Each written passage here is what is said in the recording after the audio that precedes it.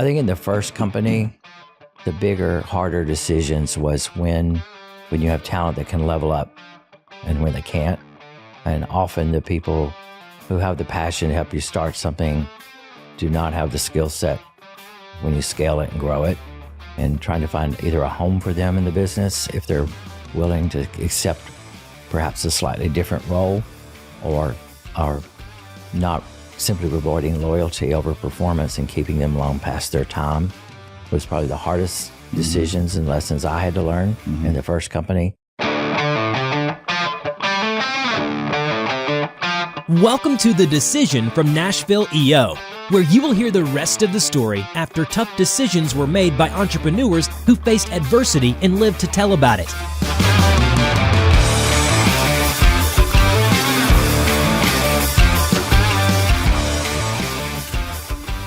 Welcome to The Decision, the podcast by EO Nashville, by and for entrepreneurs, where we dive deep with our members and talk about all the fun that they have starting, building, growing, scaling, and exiting businesses, and how EO and forum membership influences those. With me, as always, my partner in crime, Mr. Robert Hartline. Thank you, Eric. Good to be with you as well. Good to be here. And today's a red letter day because I would say that to just describe Michael Burcham as an EO member, that is the understatement of the year. So we get to dig in deep with him today. So thank you for being here. My pleasure. It's good to be with you both. So I would say I probably know more than the average bear about your history, having gone through Catalyst. Yeah.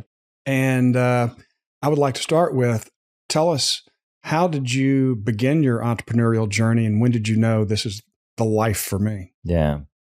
I don't think I knew the definition until I was one. Like many, I grew up in rural Mississippi and used the Army to get off the farm and get to college. And so you're self-reliant in that environment. And I think I was self-reliant before I was an entrepreneur. And self-reliance is an easy stepping stone into entrepreneurship because you take on any task, any job, you work nights, weekends, whatever you got to do to take care of yourself. And the more I did that, the more I realized doing things for myself was probably a much better ticket to pay myself than hoping somebody else would hire me. So that was sort of my start. And, I landed in Nashville after my college degree and spent some time at HCA and got the itch to spin out and do my own company like many other healthcare professionals were doing in Nashville. And that was almost 35 years ago. How did the experience at HCA, which so many people have had and done that same thing, what did that look like for you? So I was responsible for all the contracting with health insurers all over the country by the time I was ready to leave. I think that what influenced me the most is our constant buying and selling subsidiaries and businesses and watching the transactions happen. And honestly, sitting back in the cheap seats saying, that person's no smarter than me doing that. Why am I sitting here in the cheap seats? It looks like a lot more fun to be doing what they're doing. And so honestly, I got the itch watching all that. And I thought, what's the worst thing that happens? It doesn't work out. I'll come back and get a job. So what was the first business? It was a physical therapy business. I'd done a degree in physical therapy and physics. And I thought, it'd be fun to roll up some clinics and see what happens. So across 3 MSAs, I bought about 100 practices and put them together for about a 5-year period and had a lot of fun doing that. There was a big company in Birmingham at the time called Health South. They had about 800 locations. And so I think some of the early investors thought I was crazy to get into the space, but I'd seen how we modeled things at HCA, and I thought, here's a different business model I can use than what they had used. Theirs was more of a cookie cutter, and I was more interested in a hub and spoke model. And it worked out really well, and I was able to create something that had about a 10% better cash flow margin than they had, and it became a really attractive asset for somebody to buy. So how did you make the decision to move on from that? Well, I didn't really get to make the decision myself because, anytime you take on investors, they have time horizons for exits. Right. We had raised about $20 million putting all that together. So I knew I had about a 5-year window. Yeah. And so when that windows rolled around, we were a very attractive asset for a lot of players. And so we had 3 competitive bidders. One had already reached out proactively a few times to buy the company. So it just was good timing. And, lucky me that we started that in 93, and in 97, just ahead of some of the 98 financial problems the world had, we sold the company. So call it good timing or good luck. I'm not sure, but it was perfect timing on the exit for sure. Yeah. Did you have a map for after the sale that you had projected for yourself? Not really. I would like to say I did, but I'd be lying. Yeah. I think back then, growing up with really nothing, I thought the success measure at the end of the rainbow was the sale. And I found out that was a pretty hollow feeling after about 2 weeks. And so Did you get depressed or down after? No, I'm a person that's always busy. So I kept myself busy. But, within about 3 weeks, I'd called a couple of the investors who had backed me the first time and like, all right, I'm not sitting out. Do you want to do something together? Should I go find another partner? And they're like, no, let's do something together. So literally within 3 months of selling the first company, I was back doing another company. Did they give you some ideas or did you have some to give them? We had some ideas together that we had noodled on while we had the first company. It was called Theraphysics, and it was named after therapy, physical therapy and physics, my degree that put it together. And so when we had Theraphysics, we had talked about some ideas. I had been around healthcare a long time, and I just saw the care coordination space, particularly for people with critical injuries, was not that good. One of my investors had been GE Capital, and they owned employers' reinsurance. They agreed that for big employers that were self-insured, managing their risk on high-cost cases wasn't easy. So I had their data set and their capital, and we found a business model in that and got started with a company called Paradigm Health. Could those companies been started anywhere else other than Nashville? Maybe. I think the stars line up here because you have so many healthcare assets in this city.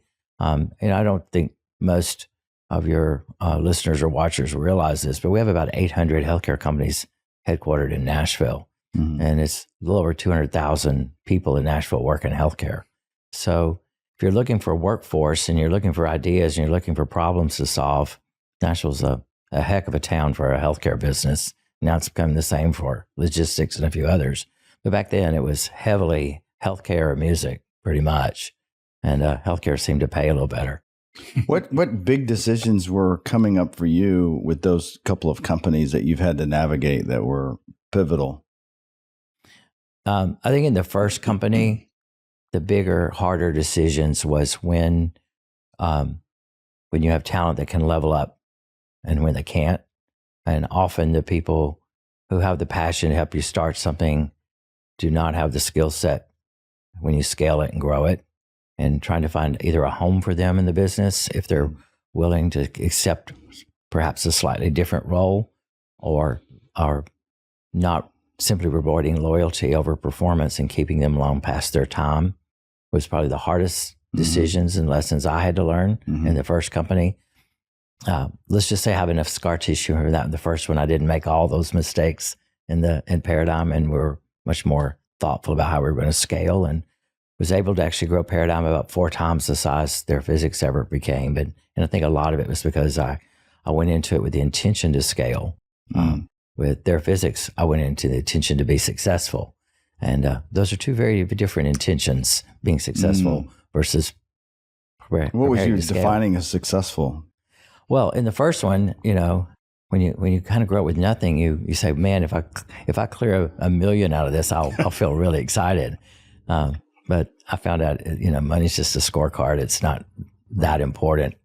I guess it's important if you don't have any, but it wasn't. Well, if you have investors, then it's a different game. Yeah, but yeah, it is. But honestly, the driver to get into the second one was very different. The success metric to me is, I want to really scale something meaningful here. And I saw the problem was big. We had a great solution.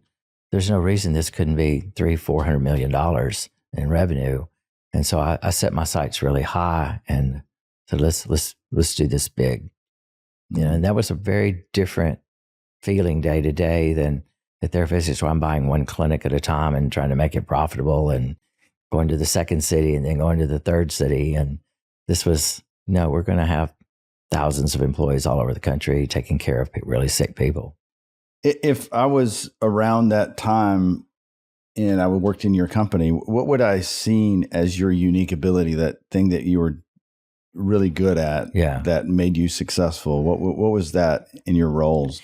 I think it's the same thing that makes me successful today in private equity. I am really good at helping good people become great. I don't tolerate poor performers very well anymore. But if you're good and you want to really stretch yourself, I know how to get out of your way, but be a good coach and let you own your domain expertise in the company. And in turn, I ask you to push me that we grow even faster and tell me what I'm missing. And I actually assign people to play devil's advocate with me and argue with me because people want to tell you what you want to hear all the time. Yeah. You know?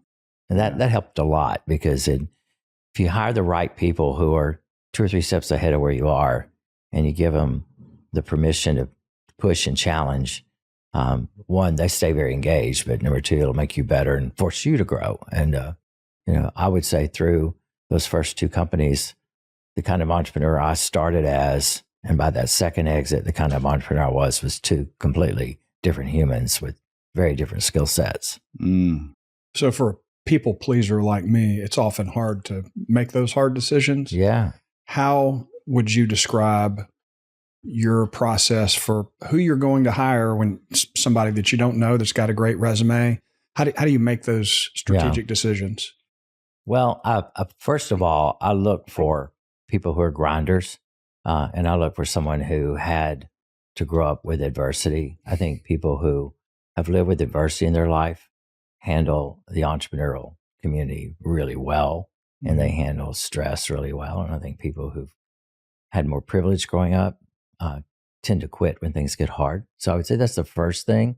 I really look for individuals who can share my vision of what's possible.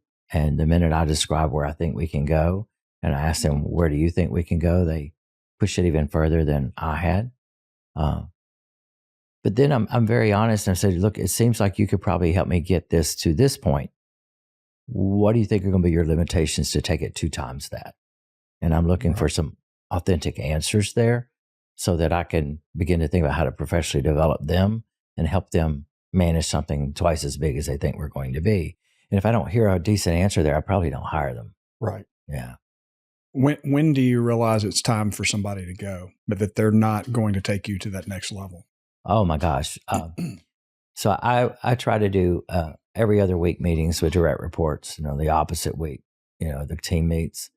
If it feels like Groundhog Day after 4 or 5 meetings, I kind of know in my gut, it's just a matter of time. Yeah. I may try to push a bit if I think they've got more in them and they're just not pushing themselves.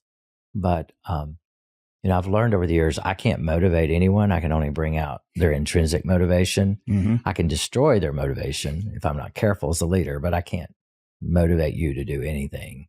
So if I can't find a way to bring out your intrinsic motivation by asking questions or giving you opportunity to go solve a problem or do something, it's probably time for you to move on. So when people push back on your vision, and you begin to realize they're not a fit anymore, how do you handle that? Boy, it's dependent. It would depend on my situation, I tell you. So, at Paradigm, when that happened, it wasn't that they were pushing back that they didn't believe in the vision. They were just thought we were big enough and we should enjoy where we are. And that's the worst, because I'm like, no, that's not going to work. That actually happened to me when I was running the Entrepreneur Center. I'd gone into it to build it and create it, and I'd planned to be there 2 or 3 years. And in 5 years, I think I'd grown it beyond anybody's wildest dreams. And I saw another 2 or 3x of what we could be. And I had several board members who were like, let's just cool our jets a little bit. We've done a lot in 5 years. And I thought, okay, you cool your jets. Time to pull the ripcord. Time for me to pull my ripcord, get out of here and go do something that will give me the challenges I was hoping I could create here. And that's usually when I know it's time for me to move on, is because, in my entire journey, I've had board members or investors, and you can't go beyond where they want to go. It's one of the reasons I enjoy investing now is I will push you further than you imagine you could go. And I'm not going to say cool your jets. That's a great skill. Yeah. Well, is that a moment in time to give you an opportunity to say, no, we're not cooling our jets and push back? Or is it board member? Is it, how do you manage that relationship with board members? Yeah. So if I'm in a for-profit venture and they are a financial investor, then, what I used to say is then you need to decide one of two things. Are we going to sell this now? Let's get it ready to sell. Or do you want somebody different leading this? I'm okay to take my equity and go on and let somebody else do this. Yeah. In my situation with the Entrepreneur Center, it was a nonprofit. And so at that point, it was really only one decision. Was I going to stay and just mind the farm, or was I going to move on and do something else? So this was your creation. Yeah, I know. And was it sitting on your mind for a period of time, and then you were like, I got to figure out how to do this, and you started stepping towards that? Was there, what was the all stars align that says Nashville needs an entrepreneur center to be? So when I first went out to raise money, leaving HCA, not a single investor in Nashville would back me. Too young, you've never done it before, come back when you've done it. And I'm like, well, hell, but then I don't need your money. Come back when you've got cash flow. And I'm like, well, I certainly don't need your money then. So I actually raised all my money in New York and actually never raised money in Nashville after that because the same investors backed me my entire career. So part of it was my own challenge of raising money. Part of it is, when I was starting companies, you'd drive around and meet with people, but there's no place to meet anyone. There's nobody to coach. And God, I made every classic mistake you can make early on at Theraphysix. So, I just exited Paradigm Health. I was thinking about what was going to be next. And the city had created with the chamber a plan for something to do with entrepreneurship. At the time, it was going to be a website and a place where entrepreneurs could learn about Nashville and why Nashville is a great place to start a business. And I'm like, entrepreneurs need more than that. They need community. They need conversation. They need access to capital. And yeah, it's a great city to be an entrepreneur, but that's for sure. No, I don't question that, but it just felt like it needed something more. And, I'd been asked to help contribute to the idea, and I did, in a room with probably 30 other people. And we were on a healthcare trade mission with the Healthcare Council in London. And one of the members with the chamber who had been working on this plan was with us. And she said to me, she's like, we're really struggling to figure out someone to lead this, And I said, well, I think the reason you're struggling is the vision isn't big enough. This is what I would do if I were leading it. And she looked at me, she says, why don't you? And I'm like, oh, ain't nobody wants me doing this. This is a nonprofit. I'll scare the hell out of everybody. And literally by the next morning, I had calls and emails coming in saying, hey, if you would do this, we'd love to have you turn this piece of paper into something real. And I'm like, all right, let's see what we can do here. Wow. And literally, this was like April of 2010. And the next month, Nashville had its 100-year flood and downtown flooded. And I thought, okay, this is the absolute perfect storm moment to do something to really re-engineer and kickstart Nashville's economy after that flood. Wow. So, and I got really lucky. The building right there at First and Broadway was flooded up to the first floor ceiling. Nobody wanted to move in. I could get some really cheap rent. The Hard Rock Cafe was across the street, and I borrowed Wi-Fi and found somebody to loan me some furniture. And for almost a year, just funded it pretty much myself with a little bit of money raised to get this thing off the ground. Wow. Which, looking back, it looks like this wild left turn given your history and what you've done since. How does it feel looking back at it now? It's something I'm really proud of. I think for many people, it's a left turn because you go from making money as a CEO with a board to making no money, running a nonprofit and often funding it out of your own bank account. But it was a passion project. It was, I got really lucky as a young man. People invested in me, and I've always had this belief and deep sense of commitment that if I got half a chance to be successful, I would send the elevator back down for someone else. And this seemed the perfect time to do that. When I sold Paradigm, I was offered a job in Boston with a buyer.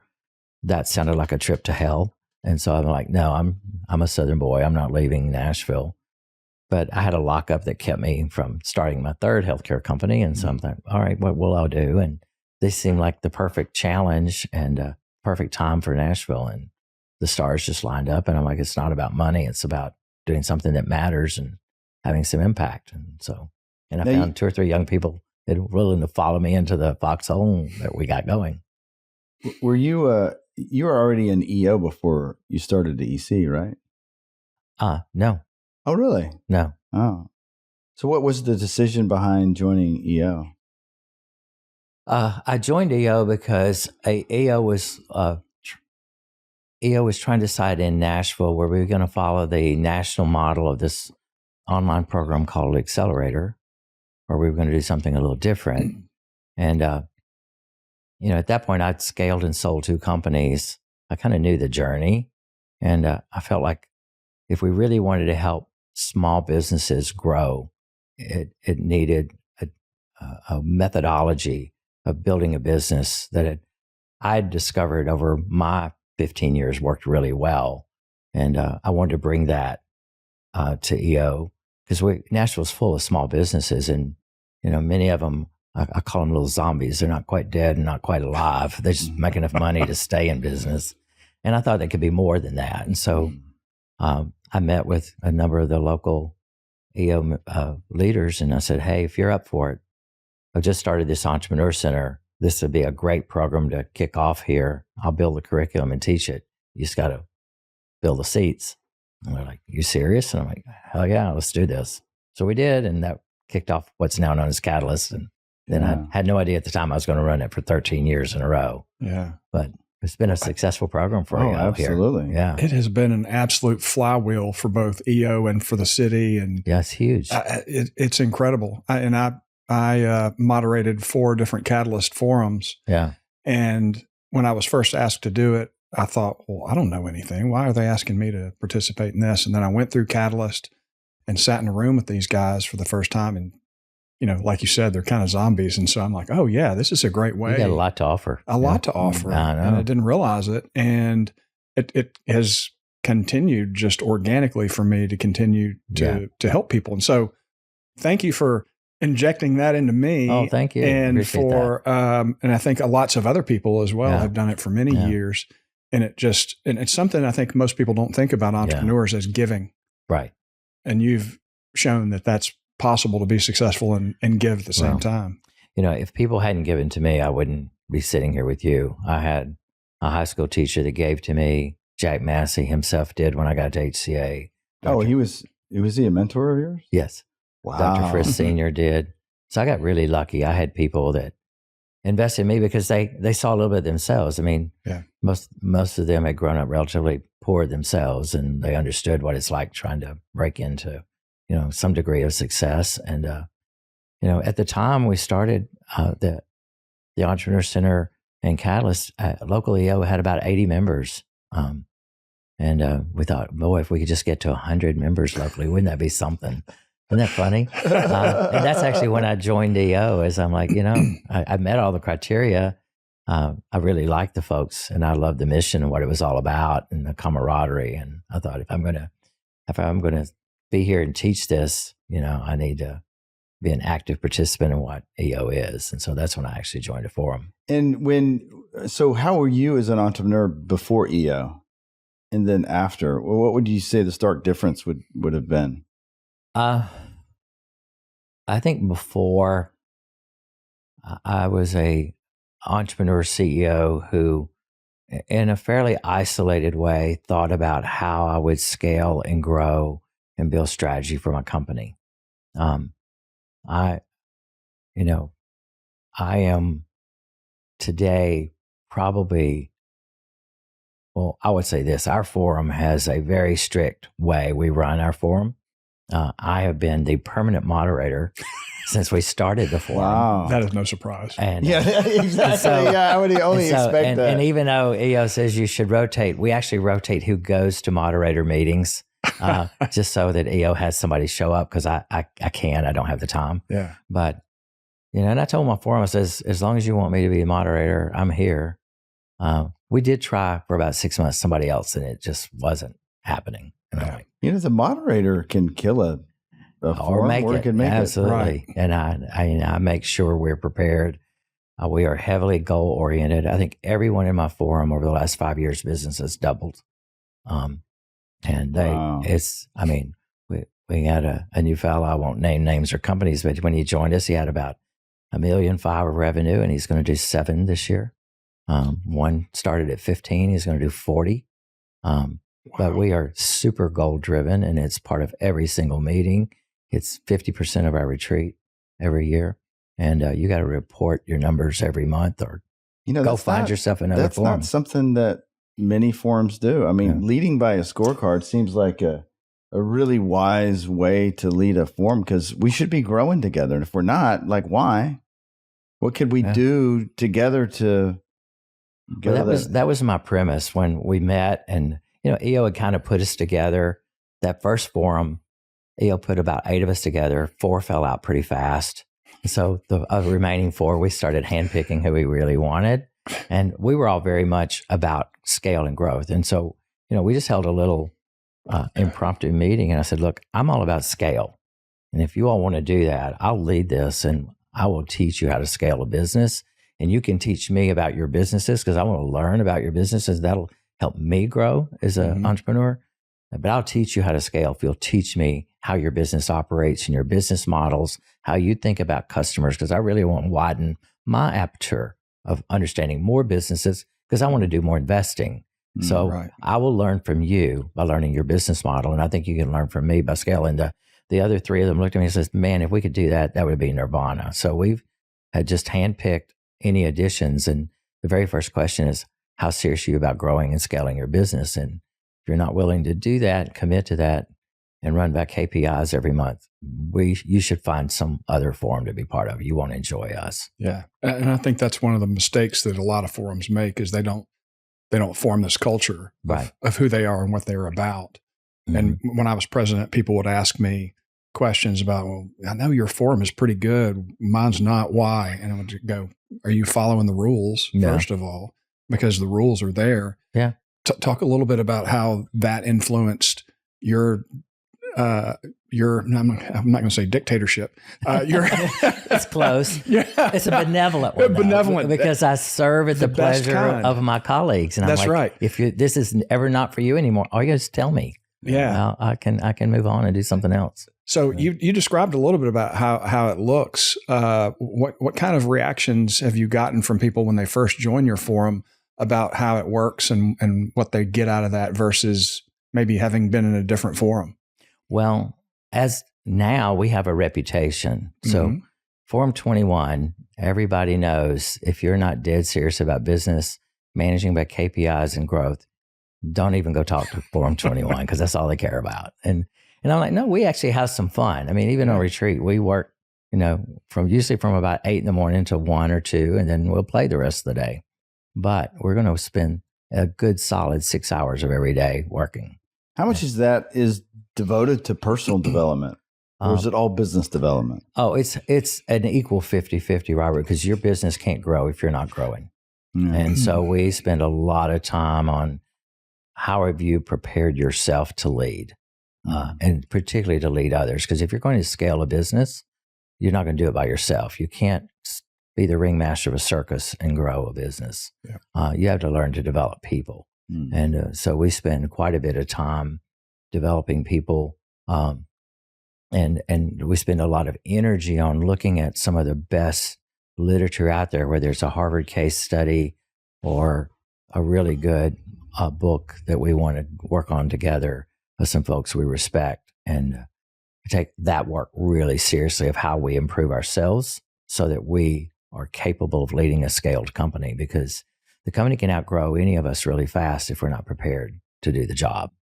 One of the greatest tools that I learned about in Catalyst was Strengths Finder. Yeah. Can you talk a little bit about that and how you've implemented that? Yeah. So I've used it for years, just because it allows you to see where your superpower may be and what kind of talent you need to surround yourself with. And, we tend to, if you don't use tools like that, I use that today, and I use another tool called the predictive index. And those together pretty much give me a really good sense of how you're wired versus how I'm wired. And it helps us communicate, for sure. And that's where most people stop using those tools. But it also tells me what kind of roles and responsibilities I should give to you and not try to take on myself, because you're going to be much better at executing those than I am. And I may need to teach you a little bit about the business or how it works for you to successfully do that. Right. But you're naturally wired to do it better than I am, or I may be naturally wired to do something better than you. So Strength Finders has been part of my vernacular for years. And in the last 10 or plus years, I've added predictive index to that. And together, I think they really do. When your whole team understands that about one another, it's really easy to say how we're going to divide the work to scale and grow this business. Yeah, it's absolutely changed my world. Good. Mine too. I absolutely realized that I don't really need to be in charge of the details. Yeah. So thank God for you introducing me to that. Yeah, you're welcome. You're welcome. What was a big decision you just had to navigate when you think about entrepreneurship as a whole? Like that decision maybe kept you up at night, kept you worried or concerned, and then you were able to navigate. Is there something that like sits heavy for you? Okay. That's happened on far more than an occasion. It's even today as an investor, it's a frequent nocturnal issue that keeps me awake. So, but I think it falls, Robert, into 2 or 3 categories. One is, a question of timing. Is it time to exit or time to grow? The kind of capital to bring on. Do I bring on equity or debt? Or do I slow the growth down for a while? That's always something that keeps me up. How far can this team take this before more than a person or 2 may need to be replaced? I mean, probably the worst challenges I've faced is recognizing that if I were going to double this business again, I might have to trade out over half the leadership team. And then I had to make a call. Do I want to do that, or do I want to exit now and give the next buyer the opportunity to put in their own people? And trading out an entire leadership team, that time frame it's brutal. Yeah. It's brutal. And also these are the people that have been beside you growing this business. And I think there's a time and place to trade out talent. If you've got a person or 2 that's not leveling up and they're holding everyone else back, I mean, those are easier. Right. But when you realize that this is a hardworking team, they've done a great job, in my experience in the specific company I had, I'm thinking about, we had just crossed about 300 million in revenue, and it could have been, another 200 million, but this team could not go there. The wheels were wobbly, and we were working hard, and everybody felt it. And I thought, there's people who've been here 10 years plus that probably would like the opportunity to retire, do something a little different. They're here because of me. And they love what we're doing together. And there was a nucleus of energy that kept us together. But you start to dissipate that energy when you move out more than 1 or 2 people. That whole nucleus changes a bit. And it just like, no, I think this is the time we exit this company. And we had an honest conversation as a team before I even told the board, I think this is what we need to do. And is that like an internal knowing that kind of comes over you that this is the path? Or are you like he's seeking outside counsel with that? And so I'm constantly seeking outside data points and counsel, often in places that most entrepreneurs may not look. I'm looking at market trends. I'm looking at where I think futures markets move versus so that I can understand capital supply, how investors may be feeling. I think about where investors are in their whole period when they're thinking about exit. What are my competitors doing? Particularly if I have private competitors and one has sold.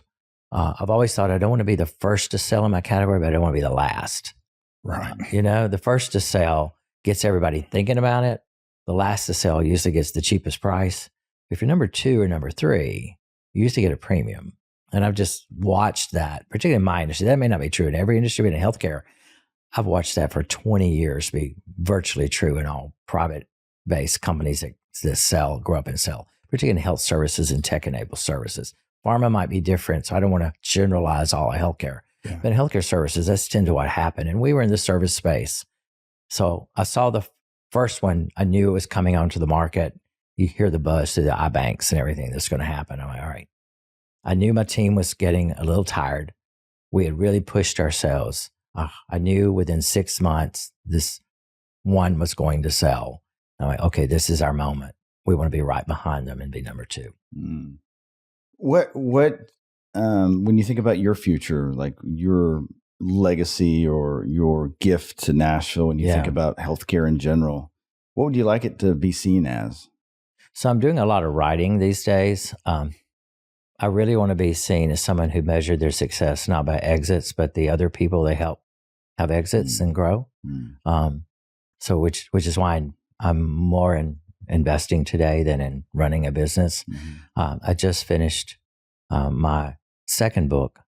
My first was more of a textbook that we use in Catalyst. Yeah. It's more a prescription blueprint.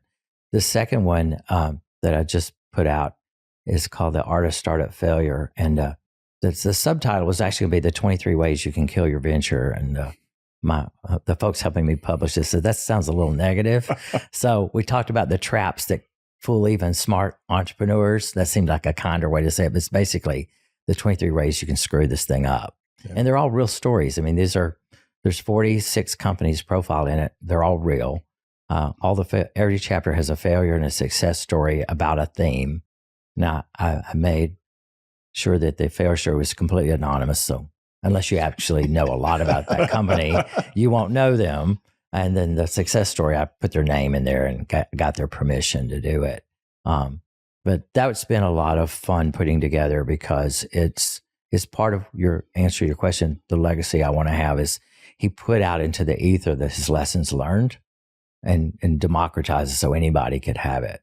The one I'm working on now is called Blood, Sweat, and Equity. And it's how to survive when you have investors. And because there's a whole gauntlet of different issues for the entrepreneurs who go that route. If you are an EO and you own your own business and you don't have investors, you basically get to make all the shots and call everything that you want done. But if you have investors, you get the shared opportunity to do that, but you never get the full opportunity. And so dealing with what happens in boardrooms and choices made that weren't yours and how you deal with it and all that. Or how do you even say no to investor, who may depends on how much of your company they own. You may not be able to. It's just, that's the challenging part of the whole thing is, wanting the freedom that you get as an entrepreneur. Yeah. But when you have an investor, some of that freedom you have to relinquish. I know. And how do you know, I guess you would know when you're in a position with, an entrepreneur that's headstrong, has a vision for what they want it to be, and they counter your ideas or suggestion. How do you navigate that? You, as an entrepreneur myself, or as an investor? As an investor, some pushback. So the model of investing I do and we do at Shore, slightly different. So we've been voted the most founder-friendly firm in America for 7 years running now, because we seek out founder entrepreneurs who have a massive heart and passion for what they're doing, and they're not ready to retire. They just want a partner to grow. And I say to them, look, I deeply respect your content knowledge of your space. I know how to financially and operationally help you scale. We get together, it's like peanut butter and chocolate. We're going to make a great Reese cup. But if you're not prepared for me to help you with the financial operating scaling parts, that's probably not going to work, because I'm never going to cross over and tell you how to do your craft. You've successfully shown you can do that. I'm going to show you how to multiply your craft so other people can do it. And if that's a good mix, we'll be a good partnership. And if that's not a good mix for you, you should go find a different investor, because I can't just back your idea. I'll back our way. I believe your business can work. And so even before we do a close, we have a pre-board close meeting, where pre-close board, that's probably a better way to say it, where we get everybody in the room and says, okay, this is the plan. We're going to come together. We're going to close in a week or two. And when we do, here's what the next 90 days are going to look like. And for the next year, this is what our goal is to achieve. Are we all good with that? And if anybody's not so good, we don't want to close this deal. Let's wait until you are good with that, or find a different partner. And that's probably not common in that industry, it's extremely uncommon in our space of investing. But boy, it's saved us some near misses all the time. Yeah, because if you don't have that conversation, there's a gotcha coming at some point. Well, I think that people find it uncomfortable when they're trying to do the deal. Everybody wants to get a deal done. Right. The entrepreneurs wanting to get money and be recognized for their work, and the investors wanting to get the best deal. But the deal's nothing. It's kind of like a marriage. I think the deal's nothing more than the certificate that says you are married. The hard part's the hard part is, can we work together here? Right. Can we make this relationship something more than a contract? And so we've just found getting all that done way in advance is just a smarter way to avoid, Robert, the problem you described. And it's one of the reasons I chose to partner with who I did as an investor. Is, as an entrepreneur, I had always wanted somebody who had absolutely challenged me on scale and questioned those kinds of things, but not someone who thought they knew more about my business than me, because I'm in it every day and I'm thinking about it 24/7 if I'm not asleep. And most investors are, they know the business. They come to the board meetings. They talk to you in between board meetings, but their true understanding of your dynamic, of your business model, your customers, your vendors, how the flow works, they'll never know it the way you do, because you're in it every day. And having been on that side now as an investor, I have a deep appreciation that I will never know the business as good as the CEO, but I do want them to be okay with me asking the hard questions about scale and growth, because I think if we have that hard conversation, we'll create a better company. Yeah. So, and I've never been in that situation, but I would guess that's unique too, and probably why you've been voted the most founder-friendly investor for 7 years, because I think, and I've seen it, that the investors come in and try to tell the entrepreneur how to run the business. Yeah. We're very transparent about it. Like, we're going to help you scale it and grow it. And we're going to talk about ways that things can be done, but this is your expertise. Yeah. We're not going to try to tell you how to make a muffin if you already know how to make a muffin. It's very self-aware. Michael, thank you so much for joining us. It was a pleasure. I enjoyed it. If you are an entrepreneur in Nashville, Tennessee, and you're looking for a community, a place to gather with important decisions that you need to make for your life and business, please visit eonashville.com and learn how over 300 entrepreneurs with businesses with more than $1 million in revenue come gather, learn together, grow together. Thanks for watching. I hope you have a wonderful day. Thanks for listening to the Decision Podcast by Nashville EO. We'll see you again next time, and be sure to click subscribe to get future episodes.